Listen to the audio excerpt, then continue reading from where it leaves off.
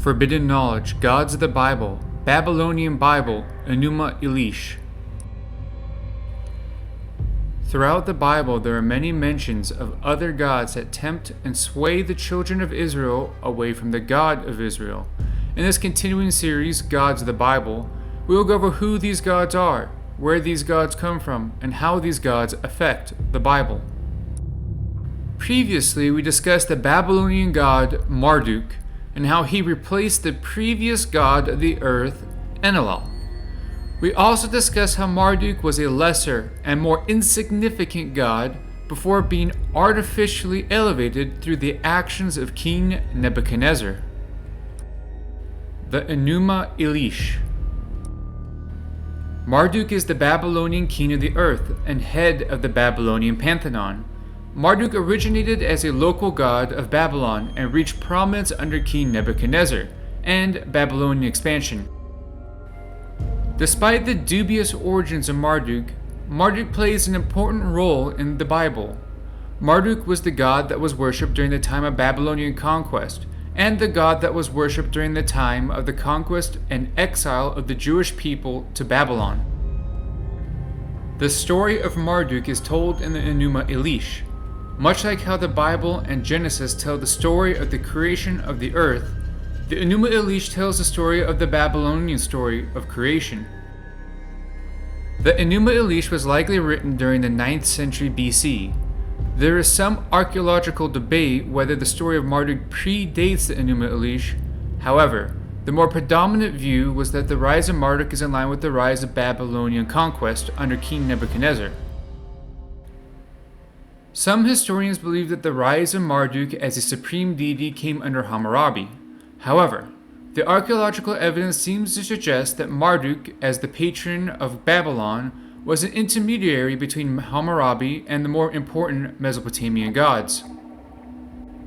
This depiction of Marduk fits far closer to the much older and more likely precursor deity that eventually became Marduk, Ashulai.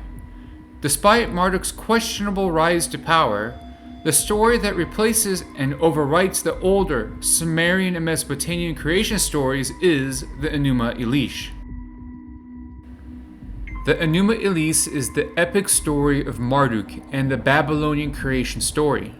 The Enuma Elish has three major parts that can be broken down into the primordial pre-existence before the earth, the war between the forces of order versus the forces of chaos, and Marduk's ascension to kinghood and the creation of the earth. The Enuma Elish begins with the pre-existence of the universe, before the new gods. In the beginning there was only undifferentiated water. The two great forces of water were sweet fresh water, the god Apsu, and the bitter salt water, the goddess Tiamat. In the beginning the two waters did not mix. When the heavens above did not exist, and the earth beneath had not come into being, there was Apsu, the first in order, their begetter, and demiurge, Tiamat, who gave birth to them all. The two waters mixed, creating a whirlpool of the salty and sweet waters, giving birth to the new gods and the Fates. Through Apsu and Tiamat, the gods Lemhu, Lemua, Esnar, and Kisar, the first of the new gods, were born from the swirling of the waters. They were born and grew and increased in size and stature. This is an interesting depiction of the gods. The primordial gods had existed since before the earth and the gods. The origin of the new gods were not only born, but they grew up from infancy to adulthood. The fact that the new gods were born is in stark contrast to the God of Israel, who was neither born nor grew from infancy. Enazar and Kizar, who excelled them, were created. They prolonged their days, they multiplied their years. The Enuma Elish reveals an interesting aspect of the gods. They prolonged their days, they multiplied their years. Not only are the gods born, it is heavily implied that the gods are mortal, an implication that plays an important role later in the Enuma Elish. From Enazar and Kizar, Anu was born. Anu was strong and had the power to rival his fathers.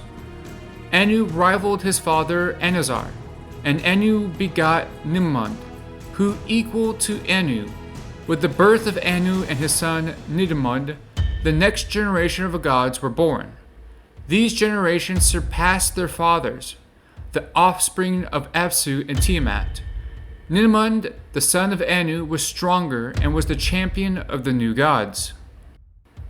Nimrod was a champion of the new gods, and was stronger, wiser, and had greater strength, and had no rival among the gods. Due to his superior strength, he reveled and danced along with his divine brothers all night and all day. The revelry was so loud that it greatly upset Tiamat. The wild nature of the new gods had upset Tiamat, and spread alarm in Andruna. Apsu could not stop their behavior, and Tiamat could not confront them. Despite her anger, Tiamat had wanted to spare the new gods, but her consort, Apsu, the begetter of the great gods, called his vizier, Mumo, and met with Tiamat. Apsu said to Tiamat, "The behavior has become displeasing to me, and I cannot rest in the daytime, or sleep at night. I will destroy and break up their way of life, that silence may reign, and we may sleep." With Apsu's proclamation, Tiamat was raged as she did not want to kill the new gods. She only wanted to discipline them. Mumu spoke to Apsu and demanded that the new gods' lawlessness be stopped. Worried about her children, Tiamat warned her eldest child, Enki, known as E, that Apsu had proclaimed their deaths. With Tiamat's warning to Enki, this concludes the first major part of the Enuma Elish. From the Enuma Elish, we learn several things about the aspects of the Babylonian gods. We learn that in the beginning of the universe, there was only water that gave birth to the gods. We learn that the new gods are born and grow from infancy. We also learn that the new gods seem to be getting stronger with each successive generation of gods. We also learn of the lawless nature of the new gods and their inconsiderate behavior to the rest of the gods that resided in the primordial world. From this section of the Enuma Elish, we also hear some familiar names, such as Anu and Enki. Both Anu and Enki are part of the original Mesopotamian pantheons, with Anu being the supreme god of the Sumerian and Greater Mesopotamian pantheons, and Enki, who created mankind and has a different origin from the original and older texts. In the Sumerian text and the Greater Mesopotamian text, Anu is the supreme god of the Sumerian pantheon, and Anu is the king of the heavens.